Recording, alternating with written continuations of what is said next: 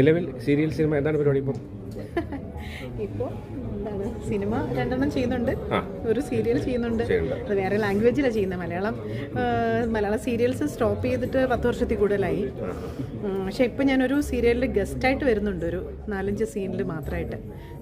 ഏഷ്യനെറ്റിൻ്റെ ഒരു സീരിയലിൽ വരുന്നുണ്ട്. ഇപ്പോൾ എന്താണ് ബിസിനസ്സിലേക്ക് ഇറങ്ങിയോ അതോ ഭർത്താവിൻ്റെ ബിസിനസ് എന്താണ് പരിപാടി?